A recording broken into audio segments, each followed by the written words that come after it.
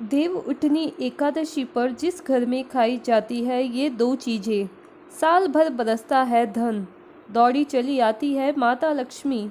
नमस्कार दोस्तों, राधे राधे, जय श्री कृष्ण, जय श्री हरि विष्णु, जय माता लक्ष्मी। देव उठनी एकादशी पर जिस घर में खाई जाती है ये चीज़ें, उस घर में कभी नहीं होती धन की कमी। दोस्तों, हिंदू धर्म में देव उठनी एकादशी का बड़ा ही विशेष महत्व होता है। कार्तिक माह के शुक्ल पक्ष में आने वाली एकादशी तिथि को देव उठनी एकादशी कहा जाता है। देव उठनी एकादशी को प्रबोधिनी एकादशी और देव उत्थान एकादशी के नाम से भी जाना जाता है। यह कार्तिक मास के शुक्ल पक्ष की एकादशी तिथि को मनाई जाती है। इस दिन भगवान विष्णु 4 माह के बाद योग निद्रा से जागते हैं। उसके साथ ही चातुर्मास का समापन होता है। देव उठनी एकादशी के दिन फिर से शादी विवाह मुंडन संस्कार समेत सगाई समेत सभी मांगलिक कार्यों की शुरुआत हो जाती है। फिर देव उठनी एकादशी के अगले दिन द्वादशी तिथि में तुलसी विवाह का आयोजन कराया जाता है। भगवान विष्णु के शालिग्राम अवतार से माता तुलसी का विवाह होता है, जिस दिन को तुलसी विवाह के नाम से भी जाना जाता है। धार्मिक मान्यताओं के अनुसार तुलसी विवाह के आयोजन से घर में सुख समृद्धि और खुशहाली आती है। कार्तिक माह में तुलसी के पौधे की पूजा अर्चना भी शुभ फलदायी माना गया है। धार्मिक मान्यता है कि सभी एकादशियों में सर्वश्रेष्ठ मानी जाने वाली इस देव उठनी एकादशी का व्रत करने वालों को स्वर्ग और बैकुंठ की प्राप्ति होती है। भगवान श्री हरि विष्णु जी की कृपा से उस व्यक्ति को हर तरह के सुख की प्राप्ति होती है। उसके जीवन में कभी भी किसी भी तरह की समस्या नहीं आती है। हालांकि आपको देव उठनी एकादशी के दिन कुछ बातों का ध्यान रखना भी बेहद ज़रूरी होता है। शास्त्रों में कुछ ऐसे नियमों का वर्णन किया गया है जिन नियमों का पालन हर व्यक्ति को देव उठनी एकादशी के दिन करना चाहिए। अगर आप इन नियमों का पालन नहीं करते हैं तो भगवान श्री हरि विष्णु जी आपसे रुष्ट हो सकते हैं और आपको शुभ परिणाम की जगह गंभीर परिणाम देखने को मिल सकते हैं। आपका जीवन दुर्भाग्य में बदल सकता है। इसके अलावा शास्त्रों में कुछ ऐसी चीज़ों का भी वर्णन किया गया है जिन चीज़ों का भोग आप देव उठनी एकादशी पर भगवान श्री हरि विष्णु जी को लगा सकते हैं और उस प्रसाद को सभी में वितरित करते हैं, साथ ही स्वयं भी ग्रहण करते हैं, तो आपको भगवान विष्णु की असीम कृपा प्राप्त होती है। आपकी सोई हुई किस्मत जाग उठती है। आपके अन्य धन के भंडार भर जाते हैं। आपको जीवन में किसी भी समस्या का सामना नहीं करना पड़ता है। इसके अलावा कुछ चीज़ें ऐसी भी हैं जिनका सेवन देव उठनी एकादशी पर बिल्कुल भी नहीं करना चाहिए, क्योंकि इन चीज़ों का सेवन करना अशुभ माना जाता है। अगर आप इन चीज़ों का सेवन देव उठनी एकादशी पर कर लेते हैं तो भगवान श्री हरि विष्णु आपसे रुष्ट हो सकते हैं और आपको शुभ परिणाम की जगह गंभीर परिणाम देखने को मिलते हैं। इस वीडियो के माध्यम से मैं आप सभी को बताऊंगी कि इस बार साल 2024 में देव उठनी एकादशी कब है, देव उठनी एकादशी की पूजा विधि क्या है और इस दिन का क्या महत्व है। इसके अलावा देव उठनी एकादशी पर किन चीज़ों का सेवन करना चाहिए और भगवान विष्णु को किन चीज़ों का भोग लगाना चाहिए और किन चीज़ों का सेवन देव उठनी एकादशी पर आपको बिल्कुल भी नहीं करना चाहिए। इस वीडियो में मैं आपको देव उठनी एकादशी के बारे में संपूर्ण जानकारी मिलेगी। इस वीडियो को देखने के बाद आपको कोई और वीडियो देखने की ज़रूरत नहीं पड़ेगी। लेकिन उससे पहले अगर आप भी चाहते हैं कि जगत के पालनहार भगवान श्री हरि विष्णु जी का आशीर्वाद आप पर और आपके परिवार पर सदा बना रहे, तो इस वीडियो को लाइक करें और चैनल को सब्सक्राइब कर लें और कमेंट बॉक्स में सच्चे दिल से जय हरि विष्णु लिखकर अपनी हाजिरी जरूर लगाएं। तो चलिए दोस्तों, सबसे पहले जानते हैं कि इस बार साल 2024 में देवउठनी एकादशी कब की है। हिंदू पंचांग के अनुसार इस साल 2024 में कार्तिक मास की शुक्ल पक्ष की एकादशी तिथि की शुरुआत 11 नवंबर 2024 की शाम 6:46 पर होगी। वहीं इस तिथि का समापन 12 नवंबर 2024 को शाम 4:04 पर होगा। ऐसे में उदया तिथि के अनुसार देवउठनी एकादशी का व्रत मंगलवार 12 नवंबर को रखा जाएगा। इसके अलावा देवउठनी एकादशी व्रत पारण के बारे में बात करें तो व्रत का पारण देवउठनी एकादशी के अगले दिन यानी कि 13 नवंबर को किया जाएगा। ऐसे में देवउठनी एकादशी का पारण 13 नवंबर की सुबह 6:42 से 8:51 के बीच किया जाएगा। साथ ही दोस्तों, इस बार देवउठनी एकादशी पर कई संयोग भी बन रहे हैं। देवउठनी एकादशी के दिन सुबह 7:10 तक हर्षण योग का निर्माण हो रहा है। वहीं वज्र योग पूरे दिन रहेगा। सर्वार्थ सिद्धि योग 12 नवंबर को सुबह 7:52 से लेकर 13 नवंबर को सुबह 5:40 तक सर्वार्थ सिद्धि योग रहेगा। इसके अलावा रवि योग देवउठनी एकादशी के दिन सुबह 6:33 से 7:52 तक रवि योग का निर्माण होगा। वहीं सुबह 6:33 से शाम 4:04 तक भद्रा का भी साया रहेगा। ज्योतिष में भद्रा के साये में शुभ कार्य करने की मनाही होती है। आइए दोस्तों, अब जानते हैं देवउठनी एकादशी पूजा विधि के बारे में। देवउठनी एकादशी के पवित्र दिन पर सुबह ब्रह्म मुहूर्त में उठकर स्नान करना चाहिए और भगवान विष्णु के व्रत का संकल्प लें। उसके बाद मंदिर की साफ सफाई करें और भगवान विष्णु, धन की देवी माता लक्ष्मी का स्मरण करें। फिर भगवान को पंचामृत से स्नान कराएं, साथ ही हल्दी या गोपी चंदन का तिलक लगाएं। उसके बाद भगवान विष्णु को पीले फूलों की माला, मिठाई, फल और तुलसी के पत्ते चढ़ाएं।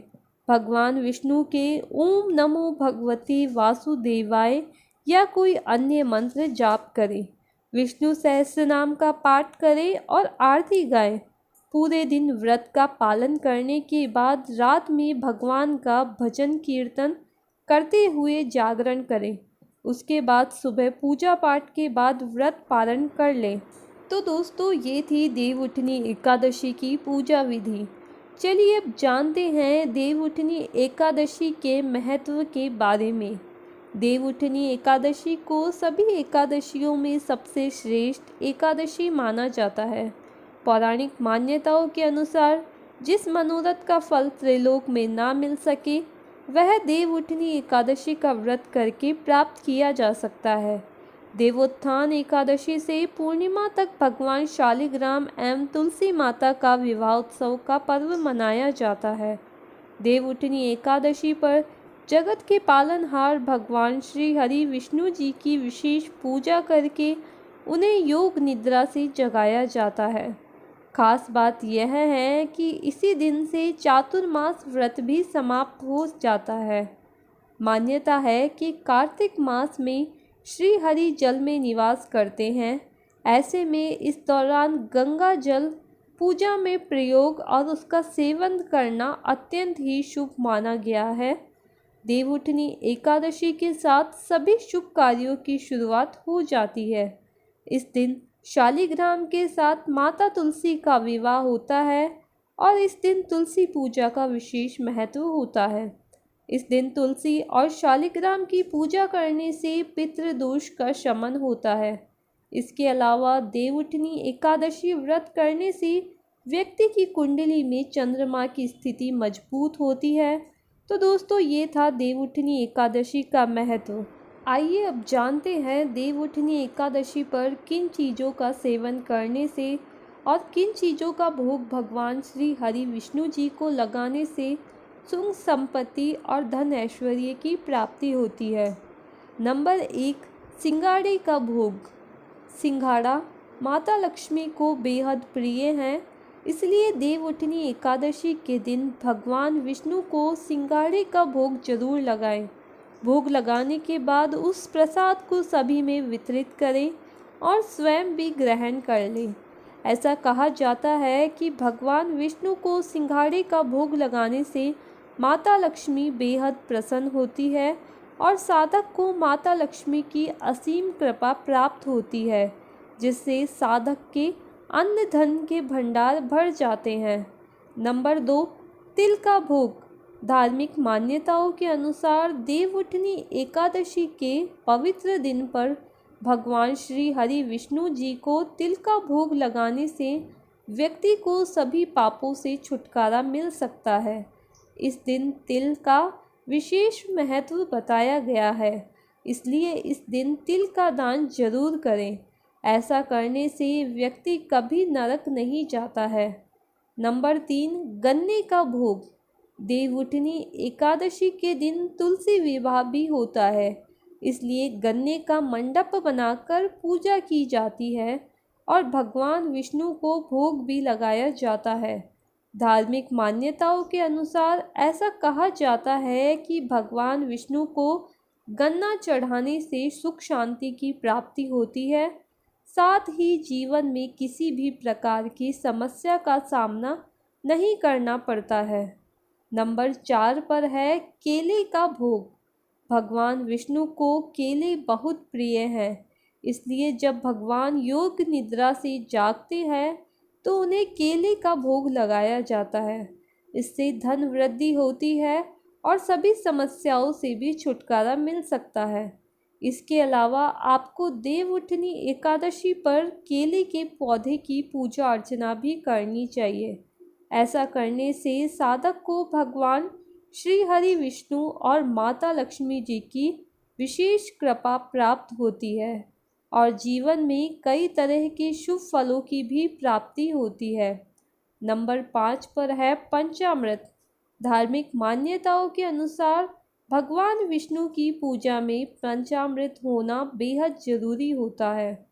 बिना पंचामृत के भगवान विष्णु को भोग नहीं लगाया जाता है, इसलिए देवउठनी एकादशी तिथि के दिन भगवान श्री हरि विष्णु को दूध, शहद, घी, शक्कर से बनी पंचामृत का भोग अवश्य लगाएं। इससे सौभाग्य की प्राप्ति हो सकती है और साधक की सोई हुई किस्मत भी जाग उठती है। नंबर 6, पंजीरी का भोग। देवउठनी एकादशी के दिन भगवान विष्णु को पंजीरी का भोग जरूर लगाएं। ऐसा कहा जाता है कि पंजीरी भगवान विष्णु जी को अति प्रिय है और इन चीज़ों का भोग लगाने से व्यक्ति को मनवांछित फलों की प्राप्ति हो सकती है और परिवार में खुशियों का आगमन होता है। पंजीरी का भोग लगाने से अशुभ ग्रहों के बुरे प्रभाव से छुटकारा भी मिलता है। नंबर 7 पर है गुड़ का भोग। मान्यताओं के अनुसार भगवान विष्णु को गुड़ बेहद प्रिय है, इसलिए भगवान विष्णु जी को देवउठनी एकादशी पर गुड़ का भोग अवश्य लगाना चाहिए। ऐसा करने से साधक को लाभ होता है और साथ ही सौभाग्य में भी वृद्धि होती है। नंबर 8 पर है मिश्री और पीली मिठाई का भोग। देवउठनी एकादशी के दिन भगवान विष्णु को पीले रंग की मिठाई और मिश्री का भोग जरूर लगाना चाहिए। पीला रंग भगवान विष्णु का प्रिय रंग है। माना जाता है कि मिश्री और पीली मिठाइयों के भोग से भगवान विष्णु की अनंत कृपा प्राप्त होती है और जीवन में तरक्की के नए नए मार्ग भी खुलते हैं। नंबर 9 पर है मखाने और साबूदाने की खीर। देवउठनी एकादशी के दिन भगवान विष्णु को मखाने या साबूदाने की खीर का भोग लगाना चाहिए। खीर प्रभु श्री विष्णु को बेहद प्रिय है। खीर का भोग लगाने से भगवान विष्णु भक्तों पर असीम कृपा करते हैं। नंबर 10 पर है दूध का भोग।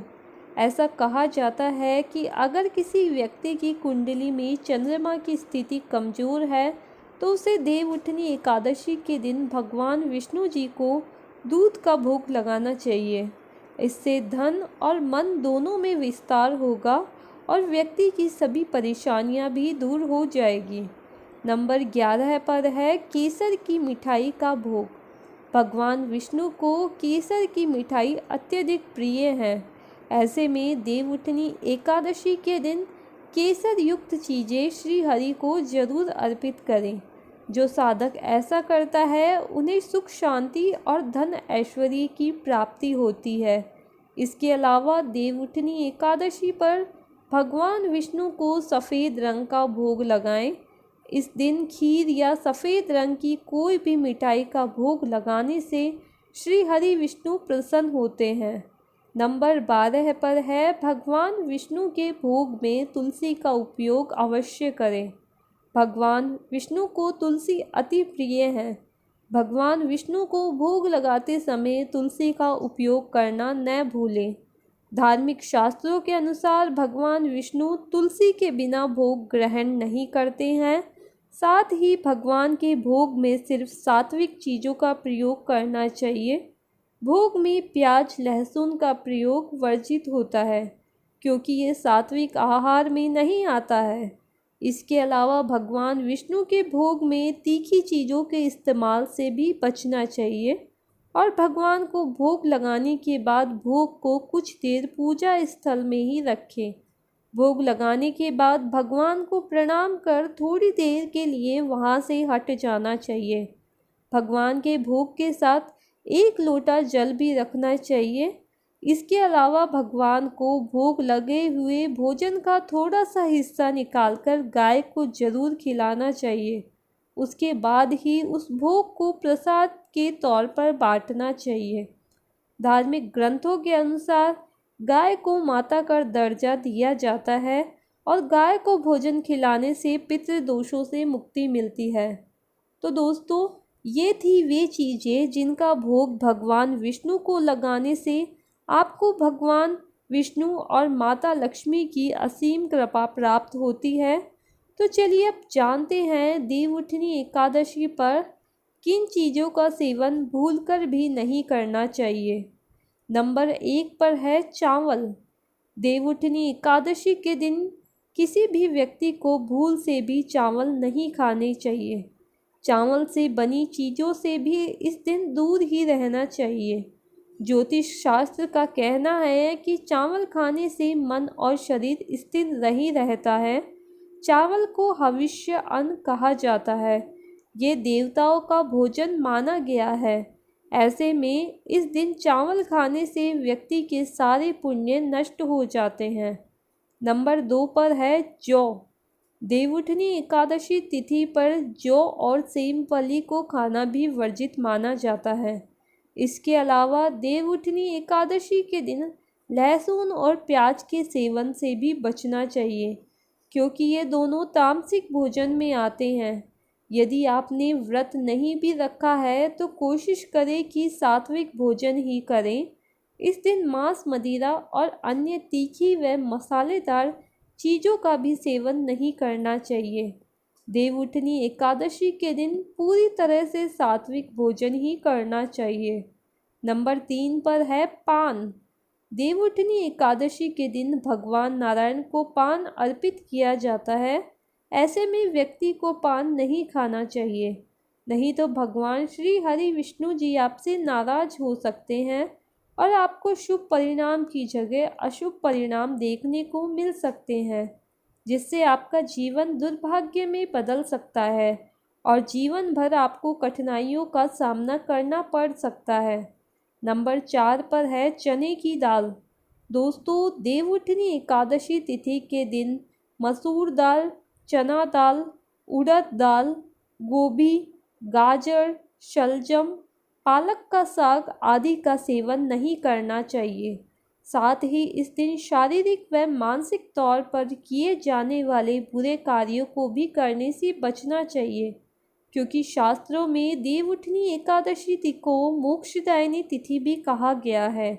इसलिए देवउठनी एकादशी तिथि के दिन इन चीज़ों का सेवन बिल्कुल भी नहीं करना चाहिए, वरना आपका जीवन दुर्भाग्य में बदल सकता है। नंबर 5 पर है बैंगन। शास्त्रों में बैंगन को अशुभ माना गया है। ऐसे में देवउठनी एकादशी पर बैंगन का सेवन भी नहीं करना चाहिए। ऐसा माना जाता है कि इस माह में पित्त दोष संबंधित बीमारी होने का खतरा रहता है और बैंगन पित्त दोष बढ़ाता है। इसके अलावा देवउठनी एकादशी पर ब्रह्मचर्य का पालन करना चाहिए और बैंगन काम प्रवृत्ति को बढ़ाता है, इसलिए कार्तिक माह में धार्मिक दृष्टि से बैंगन खाना उचित नहीं है। उत्तेजना वर्धक होने की वजह से बैंगन को धार्मिक दृष्टि से अशुद्ध माना गया है। अगर आप गलती से भी देवउठनी एकादशी पर बैंगन का सेवन कर लेते हैं तो आपको शुभ परिणाम की जगह अशुभ परिणाम देखने को मिलते हैं, जिससे आपका जीवन दुर्भाग्य में भी बदल सकता है और आपको आर्थिक तंगी जैसी समस्याओं का भी सामना करना पड़ सकता है। नंबर 6 पर है दूसरे घर का भोजन। देवउठनी एकादशी के दिन किसी दूसरे के घर का भोजन नहीं करना चाहिए, यहाँ तक कि दूसरे के घर का पानी भी नहीं पीना चाहिए। ऐसा करना अशुभ माना जाता है। ऐसा करने से आपके घर में नकारात्मक ऊर्जा का वास होता है, जिससे घर में अशांति का माहौल बना रहता है। नंबर 7 पर है बासी भोजन। दोस्तों, गीता में बासी भोजन को तामसिक और रोगवर्धक बताया गया है। ऐसे भोजन को अपवित्र की श्रेणी में रखा गया है, इसलिए बासी और जला हुआ भोजन देवउठनी एकादशी व्रत के दौरान नहीं खाना चाहिए। अगर आप व्रत नहीं भी रख रहे हैं तब भी आपको देवउठनी एकादशी पर बासी भोजन नहीं खाना चाहिए। तो दोस्तों, ये थी वे चीज़ें जिनका सेवन देवउठनी एकादशी पर बिल्कुल भी नहीं करना चाहिए। अगर वीडियो अच्छी लगे तो वीडियो को लाइक एंड शेयर करें और आपके अपने चैनल को सब्सक्राइब करके बेल नोटिफिकेशन को ऑल पर सेट कर लें, ताकि आपको हमारी आने वाली हर एक न्यू वीडियो का नोटिफिकेशन आपको सबसे पहले मिल जाए। दोस्तों, वीडियो देखने के लिए आपका धन्यवाद। मिलते हैं अगले वीडियो में।